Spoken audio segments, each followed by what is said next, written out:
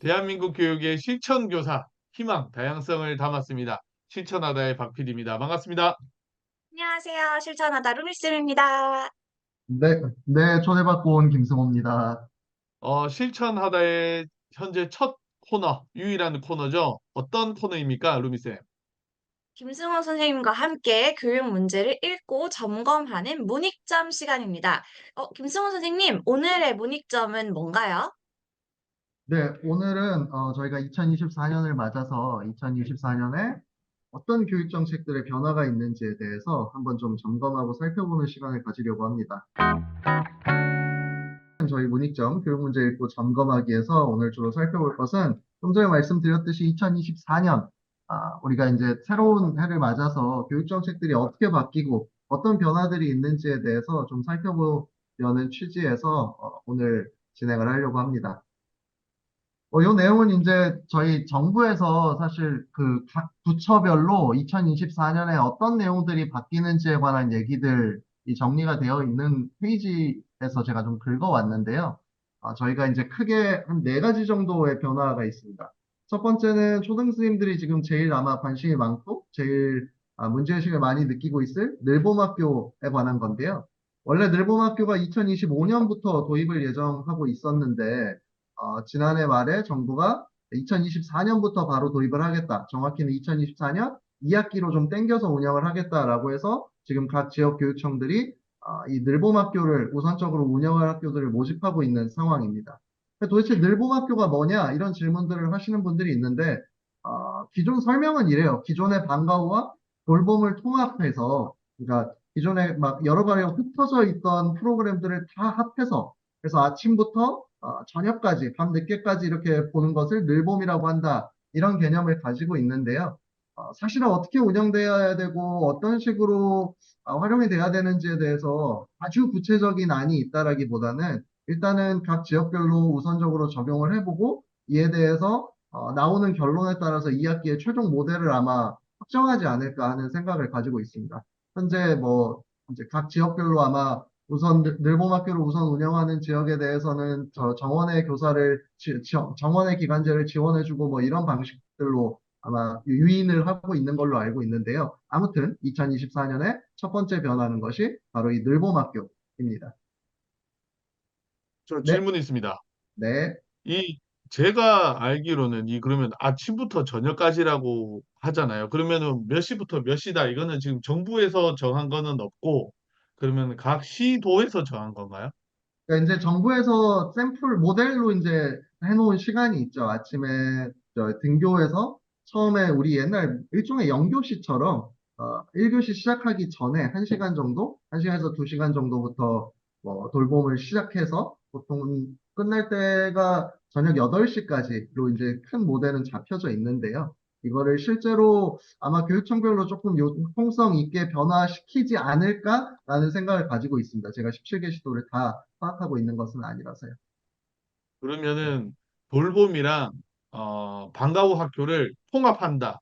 수준이 지금 늘봄 학교라는 새로운 단어가 나온 것이고 그것에 대한 구체적인 방법은 아직 지금 이제 1학기에 요번에 이제 시행착오를 거쳐서 만들어 가서 2학기에 완성하겠다. 이제 그게 교육부의 생각인가요? 그러니까 더 정확히는 이제 늘봄 학교라는 이름을 사실은 먼저 뽑아냈고요. 늘봄 학교, 그러니까 늘봄을 할 수 있으려면 기존에 있던 프로그램들을 여기에 이제 다 끼워 넣은 거죠. 그러니까 방과후랑 돌봄을 합쳐서 늘봄이다 이렇게 말하면은 약간 선후가 좀 뒤바뀐 거고 늘봄이라는 정책을 하려다 보니 그럼 기존의 방과후랑 돌봄은 뭐가 돼? 얘도 여기로 들어와야지 이제 이렇게 되는 거예요. 그래서 사실은 저희가 나중에 좀 논의하겠지만 늘봄이라는 카테고리에 대해서 약간의 이견들이 있어요. 그러니까 무슨 얘기냐면 방과후가 늘봄에 들어와 있잖아요. 그러다 보니까 늘봄은 돌봄 전담사들이 우리 일이 아니다라고 선을 긋는 경우도 생겨요.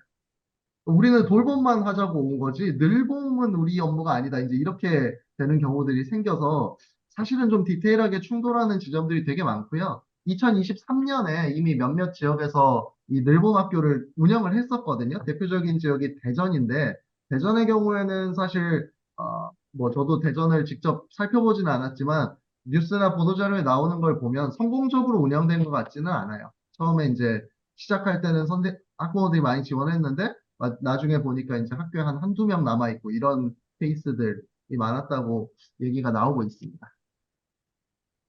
아무튼 지금 이제 학교에서는 선생님들 업무 분장 시즌인데 이 늘봄 학교 관련한 업무가 제일 폭탄이네요. 네, 원래도 초등학교에서 이제 방과 후가 힘든 업무고 돌봄도 힘든 업무인데 이걸 이제 담당을 해야 되니까 그래서 지금 교육부에서 내놓은 게 정원외 기간제를 주겠다는 거예요. 그러니까 기존에 30명짜리 학교에 기간제 한 명 주고 그러니까 이제 늘봄 전담할 사람들을 제공한다는 건데 이게 약간 어폐가 있는 게 사실 늘봄이라는 게 진짜 학교 교사의 업무가 되면 그러니까 늘봄을 직접 담당하지는 않겠지만 아무튼 업무 담당자라고 하면 1년 하고 끝날 건 아니잖아요. 그렇다면 기간제한테 이 업무를 주기보다는 사실은 정규 교원이 언젠가는 맡아야 되는 거고, 그럼 정원의 기간제를 주는 것이 실질적으로 어떤 의미가 있냐라고 생각해 보면, 결국 업무를 할 사람을 위해서 업무를 좀 덜 할 기간제를 하나 지원해 주는 이런 꼴이 되는 거겠죠. 그래서 좀 음. 논의할 점들이 되게 많이 있는 정책입니다. 그러나 어쨌거나 정부는 이거를 현재 2024년에 가장 주요 정책으로 지금 내세우고 있어요. 지금 이거 총선 때문에 그런 것도 있죠, 이게. 그런 측면도 없다고 말할 수는 없을 것 같고요. 근데 이제 기본적으로 현 정부가 아, 지난 한 2년간 각종 정책들을 내세웠다가 다 후퇴를 했잖아요. 예를 들면 만 5세 입학 후퇴하고 뭐 교육대학원 만들겠다고 했다가 또 후퇴하고 다 그런 식으로 했는데 그때부터 나왔던 얘기들이 이것만큼은 밀어붙일 거다 아마. 그러기 위해서 사전에 양보하는 거다. 이렇게 보는 시각들도 있었습니다. 아마 2024년 가장 선생님들한테 뜨거운 이슈가 될 것 같습니다. 네. 네. 다음으로 넘어가겠습니다. 이거는 뭐 이제 많이들 아실 텐데요. 학교폭력 예방법이 이제 개정이 되면서 2024년 1학기부터 시행이 됩니다. 사실은 가해 학생의 경우 뭐 피해 학생과 신고자에 대한 접촉 협박 보복 행위가 금지 2호 조치는 이미 있었었는데요. 이제 이걸 위반할 경우에 6호 이상의 조치를 받을 수 있다라는 조항들을 이제 명확하게 담아 놓았고 피해 학생의 경우에 어떤 보호 조치를 받을 수 있는지 그다음에 그걸 위해서 뭐 전담 지원관이라든가 이런 제도들을 보완을 했고요. 그리고 교원의 뭐 정당한 사안 처리 및 생활지도에 대한 민형사상 책임이 면제된다와 같은 내용들이 2023년 10월 24일, 그러니까 사실은 이 내용도 결국은 저희가 그 지난 여름에 이제 각종 집회들을 통해서 얻어냈던 조항들 중에 하나라고 보시는 게 맞습니다. 그래서 23년에 개정돼서 시행이 24년 3월 1일부터 시작이 되고요. 여기에는 이제 적혀 있지 않지만은 24년 3월 1일부터 저희가 이제 학교폭력 사안에 대한 조사는 이제 전담제를 운영을 하는 걸로 실행이 될 것으로 발표가 되어 있습니다. 저기 궁금한 거 하나가 세 번째 칸에 보면 네, 교원의 정당한 사안 처리 및 생활 지도에 대한 민형사상 책임이 면제된다라고 하는데 이게 우리가 그 아동학대법에서 그 교사들은 면제 처리를 뭐 해달라고 우리가 요구를 했었던 게 있잖아요. 네. 그거랑은 좀 어떤 차이가 있어요? 네네, 비슷한 내용인데요. 이제 여기서는 학교폭력이 특별법이기 때문에, 학교폭력 예방법이 특별법이기 때문에 여기에도 이제 그런 조항들을 신설했다라고 생각을 하시면 됩니다. 그러니까 기존에 저희가 이제 초중등교육법이나 뭐 교육기본법 이런 건 일반법이거든요. 요 법에서 이제 정당한 생활지도는 아동학대로 보지 아니한다. 뭐 이런 조항들이 이제 들어갔었던 건데 학교폭력 예방법은 특별법이기 때문에 일반법에 적용을 받지 않아서 여기에도 이제 법이 들어간 거고 그러면서 민형사상 책임 면제 뭐 이런 조항들이 쓰여 있는 것으로 보입니다. 이게 그러면 학교 폭력과 관련한 것만 네, 책임이 맞습니다. 면제된다는 거죠. 그러니까 맞습니다. 예를 들어서 애들이 싸우는데 옛날에 그런 적 있었잖아요. 이렇게 말리는데 이게 내가 땡기다가 애가 이렇게 막 팔이 다쳤다, 아동학대다, 아니면은 뭐 이게 정당하지 않다 했는데 그런 부분이라는 거죠, 지금. 네, 네. 그러니까 학교폭력과 관련돼서 사안처리나 생활지도, 학교폭력 예방법에 있는 내용이기 때문에 저희가 이제 일반 정당한 생활지도에 관한 거는 사실은 그 이전에 이미 뭐 여러 차례 얘기를 했었고, 거기에 대한 내용에 덧붙여서 학교폭력과 관련된 조항들이라고 보시면 돼요. 알겠습니다. 네.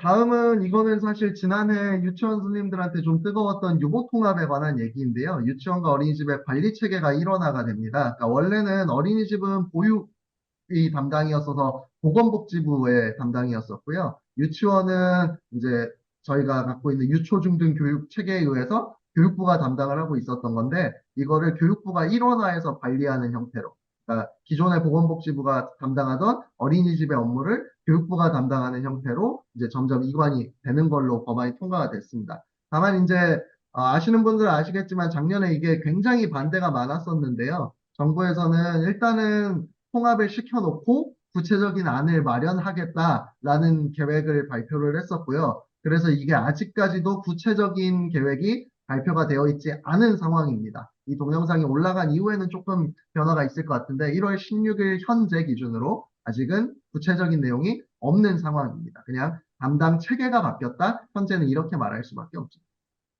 네, 그러면 제가 알기로는 이 유보 통합이 이 관리책이 일어나잖아요. 이 네네. 초등교사인 저는 사실 잘 모르겠어요. 유치원 선생님들은 되게 반대를 하는데 그러면 보육원 선생님들은 찬성을 하는 거예요? 네, 어린이집, 뭐 이제 저도 어린이집 선생님들이 얼마나 찬성을 하는지는 모르겠지만 일반적으로 유치원과 보육원의 급여 차이가 상당합니다. 근데 이제 이게 유보통합이 되면은 사실은 이들의 급여가 올라올 것으로 예상이 되거든요. 특히 이제 사립 어린이집이나 이런 데들을 어떻게 변화를 시킬지에 대한 사실 구체적인 안이 없어서 제가 잘 모르겠는데 저희가 일반적으로 어쨌거나 사립 유치원 교사도 사립학교라고 하면은 사학연금이나 이제 이런 데에 전부 들어가게 되는 거잖아요. 그러니까 굉장한 예산이 들어갑니다. 이게 지금 정부 추산과 조금 다르긴 한데 제가 본 연구물에서는 6조 정도, 연간 6조 정도의 예산이 들어갈 것으로 예상하고 있거든요. 통합해서 체계를 맞추는 것만으로도. 그러니까 와, 유치원 선생님들은 사실 굉장히 반대를 하고 있고, 그다음에 또 유치원 선생님들이 하나 얘기하는 게 아마 몇 년 전에 혹시 기사 보셨는지 모르겠지만 유치원 선생님들의 오랜 이 요구 중에 하나가 저기 뭐죠? 그 유아학교를 만들어 달라는 거예요. 유치원이 아니라 유아학교로 이름을 바꾸고 학교 체계로 명확하게 만들어 달라는 건데 사실 이제 이 유보통합에 관해서도 유치원 선생님들이 요구했었던 거는 유아학교를 먼저 체계적으로 만들어 놓고 그 다음에 이렇게 통합을 하는 거는 조금 괜찮은데 지금처럼 막무가내로 통합부터 해놓고 어린이집을 어떻게 할 것인지 이런 얘기는 전혀 없으니 사실 어린이집 선생님들도 약간 긴가민가 하죠. 이게 정말 좋아지는 건 맞아? 뭐가 정확히 음, 어떻게 바뀌는데 이렇게 이제 생각을 하고 있는 것도 맞죠. 질문 있습니다. 늘봄이랑 비슷하다. 네. 질문 있습니다. 그러면 제가 이건 전혀 몰라서 그러는데, 왜 유치원 선생님들은 유보통합을 반대하는 건가요? 사실 어린이집의 그 관리 체계가 교육부로 옮겨가는 것 뿐이라면, 유치원에서 사실 반대할 이유는 없는 거 아닐까요? 네, 그러니까 단순히 관리 체계가 일원화되는 거에서 이제 끝나지 않고 그 유보 통합이라고 할 때 이제 이름은 보가 사실상 없어지고 보가 유가 되는 거예요. 그러니까 유보 통합이 아니라 유치원으로 일원화를 시키겠다라는 게 기본적으로 이 유보 통합에서 나오고 있는 가장 최종적인 그림이에요. 현재는 유치원과 어린이집이 분리되어 있지만 이 어린이집들을 유치원에 준하게 바꾸겠다라는 건데 바꾸려다 보면 사실 굉장히 많은 요소들이 변경이 돼야 되고 그러다 보면은 유치원의 어떤 질적 하락 혹은 뭐죠? 이제 환경적으로 상대적으로 어린이집에 지금 예산이 많이 들어가야 되는 상황이기 때문에 유치원도 부족한 점들이 지금 되게 많은 상황에서 문제들이 있고 사실은 뭐 하나 두 개로 지적하기는 어렵죠. 다만 관리 체계 일원화만 가지고 얘기하는 건 아니다. 유보 통합이라고 했던 수많은 모델 중에서 현재 정부에서는 관리 체계만 딱 바꿔놓은 상태고 이게 너무 우리가 일반적으로 얘기했던 유보 통합과는 너무 지금 차이가 있는 상황이니까 명확한 플랜부터 얘기하고 시작해라. 이게 주요 반대 사유였던 거죠. 네, 알겠습니다. 됐습니까? 네. 네, 넘어가겠습니다. 그다음에 요거는 저도 아주 잘은 모르는데 책임교육 학년제가 초3과 중1에 도입이 됩니다. 그래서 기초학년 미달 학생을 이제 방지하기 위해서 이 두 학년을 책임교육 학년으로 지정하고 기초학력을 집중 지원한다라고 되어 있는데요. 사실 아시다시피 교육부의 집정 지원은 일단은 첫 번째 시험을 보겠다는 뜻이죠. 그래서 초3과 중1은 개별 학생들의 성취 수준을 학업 성취도 평가를 통해 진단한다. 이제 이게 되는 거고요. 결과에 따라서 뭐 지원을 하는데 지원하는 방식은 선생님들은 이미 잘 알다시피 그냥 방과후를 한다거나 튜터링을 한다거나 뭐 이런 식의 지원을 얘기합니다. 저희 실천교사에서 계속해서 얘기하고 있는 좀뭐 어떤 특수교사를 증대해서 뭐 개별화 교육에 준하는 정도의 이런 것들이 나오는 거는 아직 아닙니다. 네, 이거 보니까 또 확실히 3학년은 피해야 되겠다. 네, 예, 그렇게 얘기하시면 방과후 피하고 늘봄 피하고 초3 피해야 된다. 그런 네, 느낌이 딱 오네요. 다음으로 넘어가겠습니다. 그다음에 이제 교권 확립에 관해서는 뭐 저희가 몇 번 얘기했듯이 이제 교권 확립과 관련된 법들이 이제 좀 바뀌어서 교권 확립법, 그래서 피해 교원 및 보호 가해 학생에 대한 조치가 강화된다라는 얘기들을 살펴볼 수 있습니다. 크게 여기 있는 내용 크게 정리하면요. 첫 번째는 보호자들의 악성 민원, 그다음에 뭐 공무방해, 무고 이런 것들에 대해서는 교육활동 침해 행위로 규정할 수 있다. 그래서 교권 침해가 된다라는 얘기고요. 그다음에 교권보호위원회를 기존에 학교에서 했었는데 이것도 학폭과 같이 교육지원청으로 이관한다는 거. 그다음에 학교장은 이거 은폐하거나 축소하면은 반드시 징계받는다는 거. 뭐 그런 얘기들이 주로 쓰여 있습니다. 그래서 사실은 저 두 번째, 그러니까 악성 민원과 뭐 공무방해 이걸 보고 좋아하시는 분들이 있을 수도 있는데 사실 잘 생각해 보시면 악성 민원인지 공무방해인지로 아무튼 교권을 걸면 그게 정말 악성 민원이었고 공무방해였는지를 교권보호위원회에서 다퉈야 됩니다. 네. 그러니까 그게 객관적으로 악성 민원이었는지를 확인하는 거는 교권보호위원회에서 하는 일이지 선생님 개별적인 판단으로 이게 이건 공무방해였으니까 무조건 교권 침해네 이렇게만 할 수 있는 건 아니라는 거 알아두시고 교권보호위원회에 교육지원청의 구성이 이제 어떻게 되느냐에 따라서 또 그런 측면들이 발생할 수 있겠죠. 네. 네, 뭐 사소한 학교만 질문입니다. 네. 네, 사소한 질문하세요. 질문인데요. 왜 저게 보통 새학기 시작인 3월 1일이 아니라 되게 애매한 3월 28일부터잖아요. 왜 네. 저 날짜는 보통 왜? 모든 법은 통과되면은 6개월 뒤부터 공식적으로 되잖아요. 그러니까 이 교권보호사업법이 23년 9월 27일에 개정이 됐기 때문에 6개월이 딱 지나면은 3월입니다. 보통은 맞춰줄 법한데 교육부에서 안 맞춰줬어요. 네. 정확히는 교육부에서 안 맞춰줬다고 하긴 그렇네요. 국회에서 안 맞춰줬다고 하는 게 맞겠죠. 네. 네. 6개월을 명시하지 않은 경우에는, 그러니까 명시하지 않은 경우에는 무조건 6개월이고요. 뭐 특별하게 이유가 있어서 뭐 몇 월 며칠부터 한다고 명시를 하면은 땡기거나 할 수는 있어요. 승호쌤이 보시기에 이거는 되게 효과적인 정책인가요? 아직은 좀 갈 길이 먼데요. 근데 이런 것들이 자꾸 홍보가 되어야 좀 조심해집니다. 그러니까 어떤 것들, 어떤 정책이 특히 처벌에 관한 정책은 무슨 짓을 해도 특별하게 변화가 생기기 힘들어요. 예를 들면 사형제를 갑자기 신설한다고 해서 범죄가 확 줄어들지는 않을 거예요. 그러니까 개별한테는 다 똑같은 케이스인데 이런 법들이 계속 늘어나고 있다라는 인식 제고를 통해서 결과적으로는 그래 조심해야 되네라는 그런 거를 이제 낳는 거죠. 네, 알겠습니다. 마지막입니다. 요거는 저희 이제 또 실천교사 콘텐츠를 홍보를 또 해야 되니까 하나 집어넣었어요. 저희 실천사설 홈페이지에 들어가시면, 실천교사 홈페이지 실천사설에 들어가시면, 2024년 1학년 선생님들 안녕하십니까? 라는 글을, 이게 1인 걸 보니까 아마 한희정 선생님이 시리즈로 쓰실 것 같아요. 시리즈로. 그래서 2024년에 사실은 초등학교 1학년들이 2022 개정이 적용되는 첫 해죠.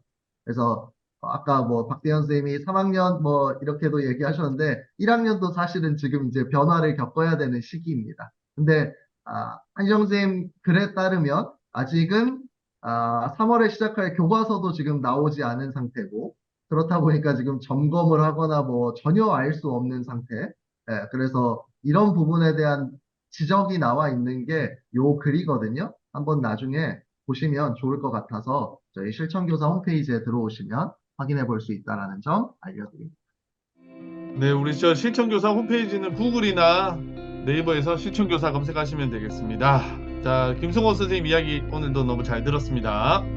그 궁금한 점이나 더 알고 싶은 점이 있으시면 댓글을 달아주시면 저희가 성심성의껏 또 댓글 달아드리도록 하겠습니다. 네, 네, 2주 오늘, 후에 또 뵙도록 하겠습니다. 네, 감사합니다. 고생하셨습니다. 안녕!